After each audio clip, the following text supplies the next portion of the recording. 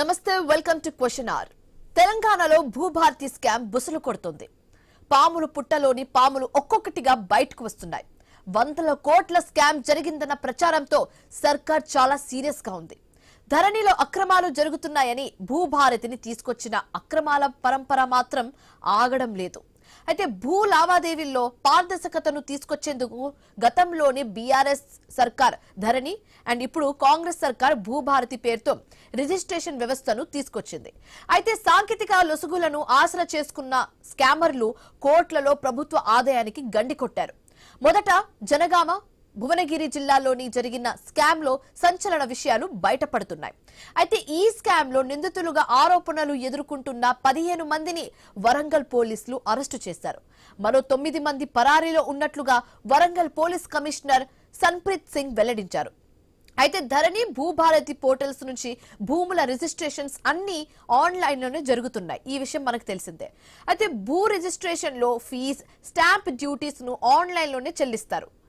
అక్రమదారులు fee చెల్లింపులకు నకిలీ చలాన్స్ తో చేసినట్టు పోలీసులు గుర్తించారు. నిందితులు ప్రత్యేకంగా తయారు చేసుకున్న మొబైల్ అప్లికేషన్స్ అంటే యాప్ ద్వారా రిజిస్ట్రేషన్ ఫీజు తక్కువగా చెల్లించి అక్రమాలకు తెరతీశారు. నకిలీ చలాన్స్ ను మధ్యవర్తుల ద్వారా ఎంఆర్ఓలకు సమర్పించారు. ప్రభుత్వ రికార్డ్స్ లో మాత్రం పూర్తి స్థాయి రిజిస్ట్రేషన్ జరిగినట్టుగా చూపించారు. ప్రభుత్వానికి రావాల్సిన ఆదాయానికి మాత్రం తూట్లు పొడుస్తూనే ఉన్నారు. అయితే ఈ స్కామ్ లో ఆన్లైన్ సర్వీస్ సెంటర్ల నిర్వాహకుల పాత్ర కీలకమని అంటున్నారు పోలీసులు. ఒక్కో రిజిస్ట్రేషన్ స్లాట్ కు 10% నుంచి 30% వరకు కమిషన్ ను ఆన్లైన్ సెంటర్స్ నిర్వాహకులు చెల్లిస్తున్నట్లుగా తెలుస్తుంది. ఎస్, ఇది నిజం. అయితే ఇప్పటి వరకు జరిపిన విచారణలో భువనగిరి, జనగామ జిల్లాలో 1080 రిజిస్ట్రేషన్స్ లో అక్రమాలు జరిగినట్లుగా గుర్తించారు.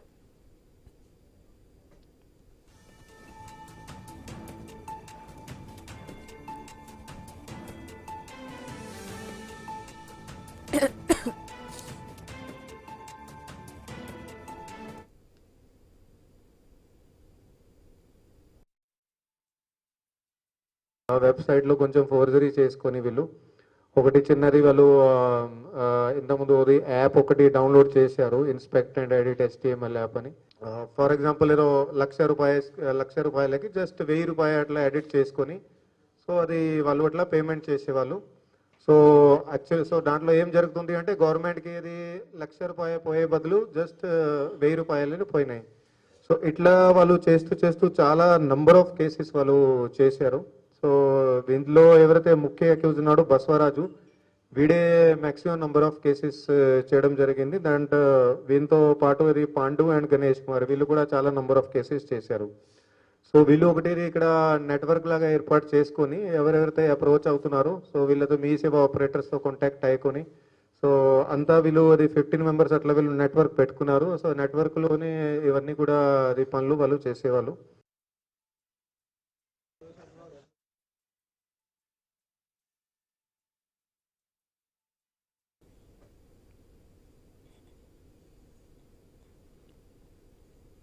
అయితే దీని అన్నిటికీ కూడా సాంకేతిక లోపాలేనని విమర్శలు వస్తున్నాయి. పోర్టల్లో ఉన్న లోపాలను ఆసరగా చేసుకునే కొన్నేళ్లుగా కోట్ల రూపాయలను కొల్లగొట్టారని తెలుస్తోంది. ధరణిలోని లోపాలను ఎత్తి చూపించిన కాంగ్రెస్ ప్రభుత్వం ఏం చేసింది? నిందితులకు అనుకూలంగా వ్యవహరించిన పెద్దలు ఎవరు? టెక్నికల్ టీమ్ కు పోర్టల్ లోపాలు తెలియవా? ఒకవేళ తెలిసినా కూడా ప్రభుత్వానికి చెప్పట్లేదా? నిందితులతో టెక్నికల్ టీం కుమ్మక్కైందా? డబ్బులకే భద్రత లేనప్పుడు ఇక భూములకు ఉంటుందా? భూ యజమానుల్లో ఎలా భరోసా కల్పిస్తారు? నిందితులపై ఎలాంటి చర్యలు తీసుకుంటారు? ప్రభుత్వ సొమ్మును రికవరీ చేసే ఛాన్స్ ఉందా? సో ఇలాంటి క్వశ్చన్సే చాలానే రేజ్ అవుతున్నాయి.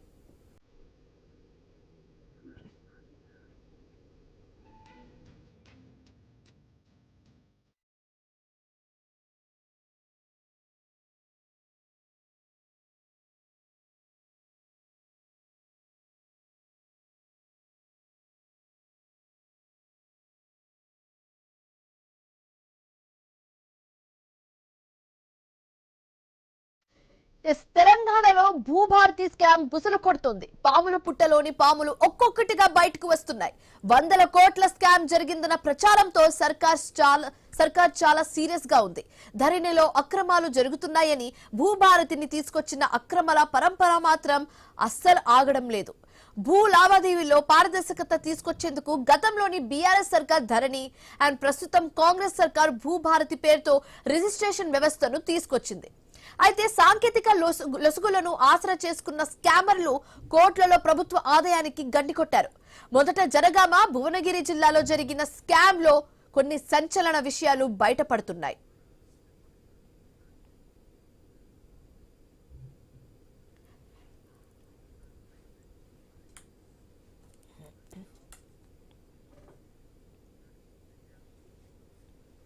రైట్, ఇక ఇదే అంశానికి సంబంధించి మాట్లాడడానికి జాయిన్ అవుతున్నారు మా కరెస్పాండెంట్ ప్రశాంత్ చెప్పండి, గతంలో ధరణి అండ్ ప్రస్తుతం భూభారతి, సో యాప్స్ మారుతున్నాయి, వెబ్సైట్స్ మారుతున్నాయి, కానీ ప్రాబ్లమ్స్ అయితే యాజ్ ఇట్ ఈస్ సేమ్ గానే ఉన్నాయని విమర్శలు అయితే వస్తున్నాయి. సో ఎలా చూడొచ్చు అంటారు దీన్ని? మొత్తానికైతే తెలంగాణ రాష్ట్రంలో భూభారతి భారీ స్కామ్ అయితే బట్టబయలైంది. దానికి వరంగల్ పోలీస్ కమిషనర్ సంగ్రీత్ సింగ్ నిన్న 15 మందిని నిందితులను అదుపులోకి తీసుకుని అరెస్ట్ కూడా చూపెట్టాడు. ఇప్పటికే దానికి సంబంధించి పూర్తిగా లోతుగా అధ్యయనం చేస్తున్నారు. అయితే ఈ భూభారతిలో భారీ స్కామ్ కు సంబంధించి వెబ్సైట్ ను హ్యాక్ చేసి ఇతరులు చాలన్లను దండుకున్న ఘటననైతే వరంగల్ ఉమ్మడి జిల్లాకు సంబంధించి జనగామ జిల్లా కేంద్రంలోని మీ సేవా కేంద్రంగా ఈ యొక్క స్కామ్ జరిగినట్లయితే పోలీసులు గుర్తించారు. దానికి సంబంధించి ఇప్పటికే పూర్తిగా అటు యాదాద్రి భువనగిరి జిల్లాకు సంబంధించి కావచ్చు, ఇటు జనగామ జిల్లాకు సంబంధించి మందిని విచారించిన తర్వాత దానికి సంబంధించి ఎవరెవరైతే ఈ స్కామ్ లో పాల్పడ్డారో ఆ స్కామ్ కు సంబంధించి ఏమేమి ఉన్నాయి అవన్నీ కూడా లోతుగా అధ్యయనం చేస్తున్నారు. అయితే గతంలో ధరణిలో అనేక లోపాలు ఉన్నాయని చెప్పి కాంగ్రెస్ ప్రభుత్వం వచ్చాక దాన్ని భూభారతిగా మార్చారు. అయితే సైట్ మార్చినంత ఈజీగానే అటు స్కామర్స్ కూడా దాని లోపల టెక్నికల్ లోపాలను గుర్తించి ఆ పోర్టల్ ను హ్యాక్ చేసేసి ఇప్పుడు భూభారతికి సంబంధించి దాంట్లో రిజిస్ట్రేషన్లకు సంబంధించి కట్టే చాలన్లు అటు ప్రభుత్వానికి గండి కొట్టి అటు వాళ్ళ జేబుల్లోకి వెళ్లేలాగా దాన్ని మార్చిన ఘటన ఇటు జనగామ జిల్లాలో చోటు చేసుకుంది. దానికి సంబంధించి ఇప్పటికే నిందితులను అదుపులోకి తీసుకున్నారు. అయితే వాళ్ళు ఇంత పెద్ద భూభారతి సైట్ ను ఎలా హ్యాక్ చేశారు, ఆ భూభారతి సైట్ లోకి వీళ్ళు ఎలా చొరబడ్డారు, ఒకవేళ భూభారతి రిజిస్ట్రేషన్ల కట్టే చాలన్లో సుమారు 30 కోట్ల రూపాయలు ఇప్పటికే వాళ్ళ ఖాతాలోకి పోయినట్లయితే గుర్తించారు. ఇంకా తీగలాగితే డొంక కదిలినట్టు తెలంగాణ రాష్ట్ర వ్యాప్తంగా కూడా ఈ తరహానే స్కామ్ జరిగినట్లయితే గుర్తిస్తున్నారు. అయితే ఇప్పటికీ ఓన్లీ యాదాద్రి భువనగిరి జిల్లా అటు జనగామ జిల్లాలో జరిగిన స్కామ్ మాత్రమే బట్టబయలైంది. అయితే ఇంకా లోతుగా అధ్యయనం చేస్తే మరిన్ని లోపాలు, అదేవిధంగా మరింత అవినీతి స్కామ్ బయటపడే అవకాశం అయితే ఉన్నట్లు వరంగల్ పోలీసులు గుర్తించారు. దీన్ని రాష్ట్రం మొత్తం కూడా ఏకకాలంలో వీళ్ళ ముఠాకు సంబంధించి ఇంకేమైనా జరిగాయా అనేది మాత్రం అయితే చూస్తున్నారు. ఇప్పటికైతే 1080 రిజిస్ట్రేషన్ల చాలన్లకు సంబంధించిన డబ్బులను వీళ్ళు కాజేసినట్లయితే గుర్తించారు. వాటికి సంబంధించి కూడా ఆధారాలతో సహా ఆది కట్టారు.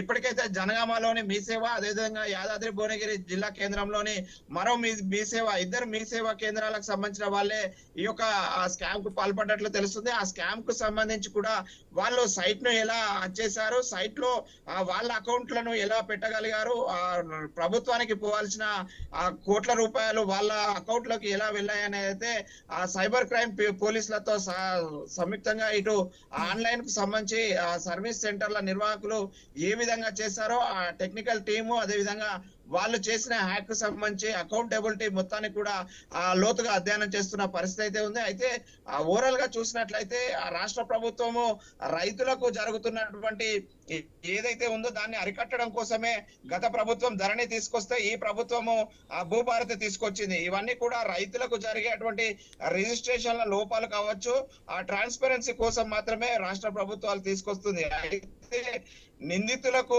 రాష్ట్ర ప్రభుత్వాలు మారినప్పుడు తెచ్చేటువంటి కొత్త సైట్లే ఆసరగా చేసుకుని వాళ్ళ యొక్క చేతి వాటాన్ని ప్రదర్శించి ఈ యొక్క స్కామ్లకు పనిపడుతున్నట్లయితే మనకు తెలుస్తుంది.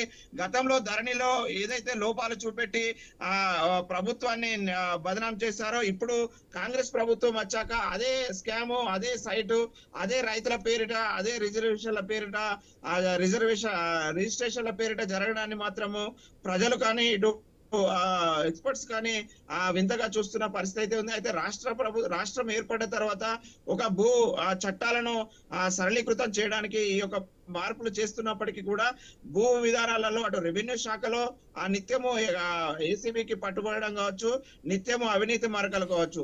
ప్రశాంత్, అయితే ఇక్కడ ఒక మెయిన్ క్వశ్చన్ ఏంటంటే, ఒకవేళ అది ధరణి కావచ్చు లేకపోతే భూభారతి కావచ్చు, ఏదైనా ఏ యాప్ అయినా వెబ్సైట్ అయినా ఏదైనా కావచ్చు, కానీ ఏమైనా టెక్నికల్ ప్రాబ్లమ్స్ ఉంటే అది ఇంకా ఇప్పటి వరకు ఎందుకు సాల్వ్ అవ్వట్లేదు అనేది ఒక మేజర్ క్వశ్చన్ గా మనం చూడొచ్చు. సో ఏంటి దీనికి మెయిన్ రీజన్ ఏంటి? ఎస్, అదే అంటే మేజర్ గా అంటే మాన్యువల్ గా చేస్తే ఆ రెవెన్యూ అధికారులు చేతివాటం చూపించి రైతులకు అన్యాయం చేస్తున్నారనే ఉద్దేశంతో ఇటు అంటే సాంకేతికతను ఉపయోగించి రైతులకు ట్రాన్స్పరెన్సీగా సేవలు అందించాలనే లక్ష్యంతో ప్రభుత్వాలు ఈ సైట్లను తీసుకొస్తున్నాయి. అయితే ప్రభుత్వాలు తీసుకొస్తున్న సైట్లలో కొంత సాంకేతిక లోపాలు అయితే బట్టబయలవుతున్నాయి. కొంత ఇటువంటి సైట్స్ తీసుకొచ్చేటప్పుడు అటు సైబర్ క్రైమ్ నిపుణులతోటి కానీ, ఇటు వ్యవసాయ శాఖ ఎక్స్పర్ట్స్ కానీ, అటు మిగతా వివిధ దేశాలలో కావచ్చు, వివిధ రాష్ట్రాలలో ఉన్న సాంకేతిక నైపుణ్యాన్ని అందిపుచ్చుకోవాల్సిన అవసరం ఉంది అనేది మాత్రం విత్తున్నారు. అయితే అవేమి చెప్పకుండా కేవలం ఆ ప్రభుత్వం చేసింది మేము చేస్తామనే ధోరణితోటి చేయడం వల్లే ఇలాంటి లోపాలు బయటపడి ఇలాంటి అక్రమార్కులకు ఆసరా అవుతున్నాయి అనేది అయితే మనకు తెలుస్తుంది. అయితే అక్రమార్కులకు అవినీతికి తావు లేకుండా చేయాలంటే మాత్రం ఖచ్చితంగా సైబర్ నిపుణులతోటి కూడినటువంటి వెబ్సైట్లను తయారు చేసినప్పుడు మాత్రమే రైతులకు న్యాయంగా ఇలాంటి సాంకేతికత ఉపయోగపడుతుంది. ఇప్పటికే అటు యూరియా కొనుగోళ్ల విషయంలో కావచ్చు, రిజిస్ట్రేషన్ విషయంలో కావచ్చు, ప్రభుత్వాలు సాంకేతికతను తీసుకొస్తున్నాయి. వాటిని రైతులు కూడా స్వాగతిస్తున్నారు. కానీ ఇలాంటి లోపాలు జరిగినప్పుడు ఆ రైతులకు జరిగే తీరని అన్యాయాన్ని పూడ్చేందుకు మాత్రం రాష్ట్ర ప్రభుత్వం దగ్గర అధికార యంత్రాంగం లేకపోవడము, రైతులు ఎరవేరి అటు అటు అవినీతి జరిగినా, అక్రమాలు జరిగినా, సైట్ లోపాలున్నా ఎవరైనా జరిగే నష్టపోయేది మాత్రం రైతే. ఇప్పుడు రైతులు కట్టినటువంటి కోట్ల రూపాయల నిధులను రికవరీ చేసిన తర్వాత వాళ్ళని ఏ రూపంలో వాళ్లకు మళ్ళీ అటు ప్రభుత్వం తీసుకోవడం కానీ, ఇటు రైతులకు అప్పగించడం కానీ, ఈ 1080 రిజిస్ట్రేషన్లకు సంబంధించి ఏ విధంగా వాటిని బట్టబయలు చేస్తారనేది మాత్రం పెద్ద ప్రశ్నార్థకంగా మారిన పరిస్థితి. అయితే వరంగల్ పోలీసులు ఛేదించినప్పటికీ కూడా ఇది ఇంకా మిగతా రాష్ట్రంలోనే మిగతా జిల్లాలలో కానీ మిగతా సైట్లలో ఇది జరగలేదనడానికి మాత్రం తావులేదు. ఎందుకంటే ఇక్కడ ఇంత పెద్ద ఎత్తున జరిగిందంటే మిగతా చోట్ల ఇంకా ఎలాంటి అవినీతికి తావుంది అనేది మాత్రము ఇంకా సైబర్ ఎక్స్పర్ట్స్ చెప్పాల్సిన అవసరం అయితే ఉంది. మొత్తానికైతే భూభారతి అయినా ధరణి అయినా నష్టపోయేది మాత్రము రైతులు అనేది మాత్రము ఇక్కడ స్పష్టంగా తెలుస్తుంది మనకి. Right, thank you Prashant, thanks for joining us. Right, so ఇదే అంశానికి సంబంధించి మాట్లాడడానికి ప్రస్తుతం మనతో పాటు జాయిన్ అవుతున్నారు సాదిక్ గారు, భూభారతి విశ్లేషకులు. ఆయనతో మాట్లాడి మరిన్ని వివరాలు అడిగి తెలుసుకుందాం. నమస్తే సాదిక్ గారు.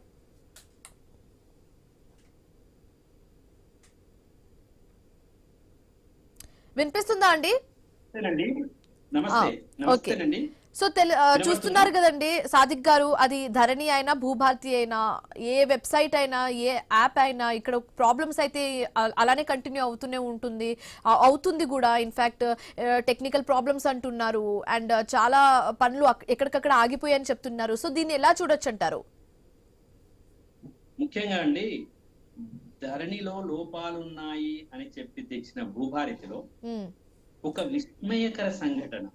అంటే ఇంతకుముందు ధరణిలో జరగనిది ఇప్పుడు ఎలా జరిగింది భూభారతిలో అంటే, అప్పుడున్నటువంటి టెక్నికల్ సాఫ్ట్వేర్ నుంచి ప్రభుత్వము ఇంకొక నేషనల్ ఇన్ఫర్మేటిక్స్ సెంటర్ వాళ్ళకి ఇచ్చారు. ఎన్ఐసి వాళ్ళకి ఇచ్చినప్పుడు వాళ్ళు సరి అయిన భద్రత రూపంలో దీన్ని రూపొందించలేదు అనేది ఖచ్చితంగా తెలిసిపోయింది. ఇది ప్రభుత్వం యొక్క ఖచ్చితమైన లోపం. ఖచ్చితంగా ప్రభుత్వము తన సాఫ్ట్వేర్ ని రూపొందించుకోవడంలో జరిసిన లోపం. ఈ లోపాన్ని గుర్తించిన అక్రమార్కులు ఆ పనిని చేయడం మొదలుపెట్టారు. ఇక్కడ చిన్న విషయం అండి, రైతులకి వాళ్ళు వచ్చిన తర్వాత పేమెంట్ చేస్తారు కదా, ఇక్కడ నష్టపోయేది ఎవరు? రైతు. తనకు కావాల్సినటువంటి, ఇక్కడ ఒక ఎఫ్ఐఆర్ నాకు కాపీ నా దగ్గర ఉంది. ఈ ఎఫ్ఐఆర్ కాపీలో ఆ జనగామ ఎంఆర్ఓ ఇచ్చినటువంటి దరఖాస్తు. జనగామ ఎంఆర్ఓ ఒక దరఖాస్తు పోలీస్ స్టేషన్ కి ఇచ్చాడు. ఏమని ఇచ్చాడంటే, ఈ ఒక ఎఫ్ఐఆర్ నెంబర్ అండి, ఈ ఎఫ్ఐఆర్ నెంబర్ లో ఏముంది, 10/2026 లో ఏమంటాడంటే, 10 డాక్యుమెంట్లు, ఈ 10 డాక్యుమెంట్లు ఏవైతే అయ్యాయో ఈ 10 డాక్యుమెంట్లలో చెప్పాడు. అంటే 100 డాక్యుమెంట్లు, ఇప్పుడు 1000 డాక్యుమెంట్లు ఉన్నాయి. మొత్తం వచ్చేసి కనీసం 1080 డాక్యుమెంట్లలో భూ కుంభకోణం జరిగింది ఇప్పటి వరకు. ఇంకా చాలా వస్తాయి. దీంట్లో 4 ఇవి అఫీషియల్ గా రికార్డ్ అయిన డాక్యుమెంట్స్ గురించి మీరు మాట్లాడుతున్నారు, ఇంకా అన్అఫీషియల్ గా అవును, ఇంకా చాలా వస్తాయి. సుమారు 4 కోట్ల రూపాయలు కొట్టేశారు. 4 కోట్లు. ఇక్కడ చూడండి, నేను ఇక్కడ చూపిస్తాను, ఇక్కడ చూపించేదాన్ని చూడండి మీరు. ఇక్కడ మీకు చాలా క్లారిటీగా అర్థమవుతుంది. మీకు కనిపిస్తుందని ఇది 1261,133 1261,133 ఫస్ట్ డాక్యుమెంట్ కనిపిస్తుందా మీకు? అవును అవును 1261,133. ఏం చేశారు? ఒక డిజిట్ మింగేశారు. 1261,133 లో 1261 కట్టారు. చూడండి ఆ డాక్యుమెంట్ లో 1261,133 లో అంటే 12 కట్టాల్సింది ఎంత అంటే 1,26,000 కట్టాలంటే 1221. కాదు సాదిక్ గారు, ఇన్ని ఎవిడెన్స్ ఉన్నాయి, ఇన్ని ప్రాబ్లమ్స్ ఉన్నాయి, ఇన్ని ఎఫ్ఐఆర్స్ నమోదవుతున్నాయి, బట్ స్టిల్ అది భూభారతి కావచ్చు లేకపోతే ధన్ని కావచ్చు, ప్రాబ్లమ్స్ అయితే సాల్వ్ అవ్వట్లేదు కదా. మీరు అన్నట్టుగానే ఇక్కడ రైతులే మోసం పోతున్నారు కాబట్టి ఇంకా ఎందుకు పరిష్కారం అనేది మనకు దొరకట్లేదు అంటున్నారు? ప్రభుత్వ చిత్తశుద్ధిని నేను ఇక్కడ శంకిస్తున్నాను. Okay, the government is not committed. ఒక 2-3 సునీల్ నో లేకపోతే ఆ కోదండ్ రెడ్డినో ఆ ఇద్దరిని పట్టుకొని ఏదో చేస్తామంటే కాదండి. సునీల్ కోదండ్ రెడ్డి కాకుండా నిపుణులైనటువంటి న్యాయ వ్యవస్థలో నిపుణులైన వాళ్ళని కూడా తీసుకో. ఇప్పుడు వాళ్ళిద్దరు బాధ్యత వహిస్తారా? కోదండ్ రెడ్డి, సునీల్ ఇప్పుడు ఇద్దరు బాధ్యత వహిస్తారా? వాళ్ళు పరీక్షిస్తారే గానీ బాధ్యతలు వహించరు కదా. పరీక్షించడం అయితే పరీక్షిస్తారు గానీ. అదేనండి, నేను ఏం చెప్తున్నానంటే ప్రభుత్వము 2-3 మీద ఏదో నామినల్ కమిటీ మీద వేయడం కాకుండా ఒక పెద్ద కమిటీని వేసుకొని, ఒక న్యాయ నిపుణులను వేసుకొని, సాఫ్ట్వేర్ సైబర్ నిపుణులను వేసుకొని, తర్వాత దాంట్లో ఉన్న ఎక్స్పర్ట్స్ ని తీసుకొని చేయాలి. ఆ సునీల్ చేస్తాడు, ఈ కోదండ్ రెడ్డి చేస్తారంటే కాదు. ఇది కాంగ్రెస్ ప్రభుత్వం ఇట్లా భావించొద్దు. కాంగ్రెస్ అధికారంలో ఉన్న ప్రభుత్వం ఇట్లా భావించి చేయడం వల్ల ఇదంతా జరుగుతుంది. కాబట్టి ఇప్పుడు చేయాల్సింది ఏంటంటే ప్రభుత్వము ఇంత ఎక్స్పీరియన్స్, ఇంత దెబ్బలు తగిలిన తర్వాత ఇప్పుడు ఇమీడియట్ గా మేల్కొనవలసి ఉంది. తర్వాత రైతులు నష్టపోతున్నారు. నేను 1,26,000 కడితే నాకు 12,000 జమ చేశారు. నా 1,10,000 నా తీసుకోకుండా ఉన్నారు. కాబట్టి ఇది చాలా పెద్ద అంశము, చిన్న అంశంగా తీసుకోవద్దు. ఆ రోజు ధరణి వల్ల రాష్ట్ర ప్రభుత్వము, ఆ రోజు ధరణి వల్ల అధికారాన్ని కూలిపోయింది టిఆర్ఎస్ లేదా బిఆర్ఎస్. ఈ రోజు మళ్ళీ కాంగ్రెస్ అదే పరిస్థితికి వస్తుంది. కాబట్టి ఏంటంటే ఎక్స్పర్ట్స్ ని తీసుకోవాలి, అందరినీ కూర్చోబెట్టాలి, మాట్లాడి సైబర్ నిపుణులతోటి మళ్ళీ ఒకసారి సాఫ్ట్వేర్ ని ఎక్స్టెండ్ చేయించాలి. ఒకటి పర్మనెంట్ సిసిఎల్ ని నిర్మించాలి. ఫస్ట్ పర్మనెంట్ సిసిఎల్ లేడు మనకు. అడగండి ప్రభుత్వాన్ని, పర్మనెంట్ సిసిఎల్ లేడు. ఈ ఎంత బుద్ధి తక్కువ అంటే, ఎంత సిగ్గుచేట అంటే, same to the government of the Revanth Reddy same గా కావాలి, సిగ్గుతో తల వంచుకోవాలి. ఏంటంటే పర్మనెంట్ సిసిఎల్ ని పెట్టండి. పర్మనెంట్ సిసిఎల్ ని పెట్టి, అంటే సిసిఎల్ ఎప్పుడు కూడా ఆయన ఇంకొక అతను ఉంటాడమ్మా, ఏదో పార్ట్ టైంకి వస్తాడు సిసిఎల్. ఎవరైనా పార్ట్ టైం సిసిఎల్ ఉంటారామా? ఆ ఉన్నోడేమో ఇంతకు ముందు మొత్తం అవినీతి చేసిపోయిండు. కాబట్టి ఇప్పుడు ఇమీడియట్ గా చర్యలు తీసుకోవాలి, భూ నిపుణులను కూర్చోబెట్టి మాట్లాడాలి. లేకపోతే మాత్రం వీళ్ళు ఖచ్చితంగా దెబ్బతింటారు. ఏదో శ్రీనివాసరెడ్డి గారు మేము అది చేస్తాం అంటే నడవదు. ఇది ఇప్పుడు ఖచ్చితంగా మనము భూభారతిలో చాలా సమస్యలు, ఇవే కాదు ఇంకా సమస్యలు ఉన్నాయి. ఇప్పుడైతే వీళ్ళు నష్టపోయారు, వీళ్ళందరికీ నష్టపరిహారం ఎవరిస్తారు? ప్రభుత్వం ఇంత నష్టపోయింది కదా, ఈ నష్టాన్ని ఎట్లా పూడ్చుకుంటారు? వీటన్నిటికీ సమాధానం చెప్పాలి. శ్వేతపత్రం కావాలి, అవసరమైతే రాష్ట్ర ప్రభుత్వం దీనికి సమాధానం చెప్పుకోవాల్సి ఉంటది. మరి ఇంతకుముందు ధరణి ఒక అధ్యయన కమిటీ చేసిండ్రు, ఆ రిపోర్ట్ ఏదమ్మా? ఇటువంటివి జరగొద్దనే కదా ఆ ధరణి అధ్యయన కమిటీ రిపోర్ట్. ఆ రిపోర్ట్ ని బేస్ చేసుకుని భూభారతిలో అయినా ఏమైనా లోపాలు ఉంటే దాన్ని సరి చేయొచ్చు కదా. చేయలేదమ్మా, చెయ్యలేదు. 2 సంవత్సరాలు అయిపోయింది. మేము 1 సంవత్సరం అంటే వదిలిపెట్టాము. 2 సంవత్సరాలతో కూడా మాట్లాడకుండా ఆ రోజు రాష్ట్ర వ్యాప్తంగా నేను తిరిగాను దాని మీద.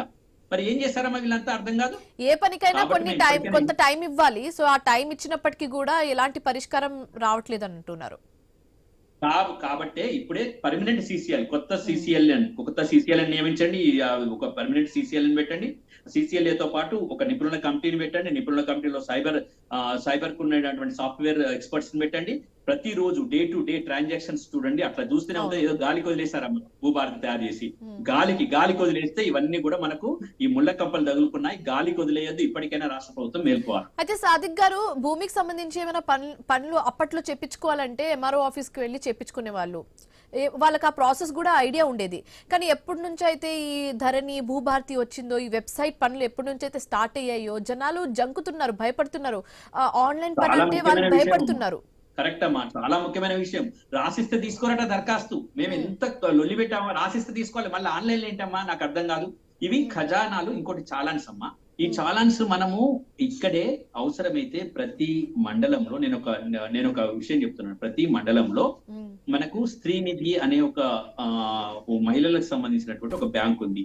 అదే బ్యాంకుని ఇక్కడ ఏర్పాటు చేసుకొని అక్కడే బ్యాంక్ లో అక్కడే ఎంఆర్ఓ పక్కనే ఆ వెబ్సైట్ ఆపరేటర్ ఉంటాడు, అప్పుడే డబ్బులు ఇచ్చేస్తారు, అప్పుడే చాలాన్ ఇస్తారు, అప్పుడే వెరిఫై చేసుకుంటారు, అప్పుడే వెరిఫై చేసుకుని అప్పుడే చేసేటట్టు చేయాలి. ఈ మీ సేవలు బంద్ చేసేసి ఈ చాలాన్ మీ సేవలు బంద్ చేయాలమ్మా. చాలాన్ మీ సేవలు బంద్ చేసేసి ప్రభుత్వాన్ని మనం దీనికి బాధ్యులు చేయాలి. అంటే ఒకప్పుడు మాన్యువల్ గా అన్ని చేసేవాళ్ళు, మీరు అన్నట్టుగా ఇప్పుడు ఇవన్నీ తీసేసి ఎప్పటికప్పుడు డబ్బులు కట్టి చలాన్ని తీసుకోవడం అనేది బెస్ట్ అని చెప్తున్నారు కదా. ఒకప్పుడు ఈ పద్ధతి అన్ని మాన్యువల్ గా జరిగేది, కానీ ఇప్పుడు అంతా ఆన్లైన్ లో జరుగుతుంది కాబట్టి, అంటే మాన్యువల్ గా చేస్తే చేతి వాటకం చూపిస్తున్నారని భయంతో ఇప్పుడు అంతా ఆన్లైన్ లో తీసుకురావడం జరిగింది. కానీ ఇక్కడ కూడా పనులు జరగట్లేదు. ఆన్లైన్ లో చేయాలి, కానీ బ్యాంక్ ఏదైతే ఉంటుందో, ఇప్పుడు గవర్నమెంట్ వాళ్ళకి అనేక బ్యాంక్స్ ఉంటాయి, ఎస్బీఐ బ్యాంకు ఇంకోటో. అది కాకుండా ఇంకా అంత పెద్దగా అవుతుందని వీళ్ళు అనుకుంటే, తొందరగా కావాలనుకుంటే స్త్రీనిధి అనేసి వీళ్ళకి ఒక బ్యాంక్ ఉందమ్మా మహిళలకి. ఈ మహిళల బ్యాంక్ లో ఏం చేయాలి, అక్కడే ఆ కౌంటర్ పక్కనే పెట్టేసి ఇమీడియట్ గా వాళ్ళు అక్కడే పే చేస్తారు. పే చేయగానే వెరిఫికేషన్ జరుగుతుంది. ఈ వీళ్ళ అకౌంట్ లోకి గవర్నమెంట్ ఖజానాలోకి పోయిందా లేదా వెరిఫికేషన్ జరిగిన తర్వాత, ఆ వెరిఫికేషన్ ఓకే అన్న తర్వాత వీళ్ళు అప్పుడు రిజిస్ట్రేషన్ చేయాలి. అది ఆ ప్లాన్ లో ఉంటేనే, వెరిఫికేషన్ ఓకే అయితేనే చేసుకోవాలి, లేకపోతే కాదు. అట్లా చేయకుండా ఇంకోటి అంటే దీన్ని వెరిఫై చేసేటువంటి సౌలభ్యాన్ని తహసీల్దార్లకు ఇవ్వాలి. ఇది జరగాలి.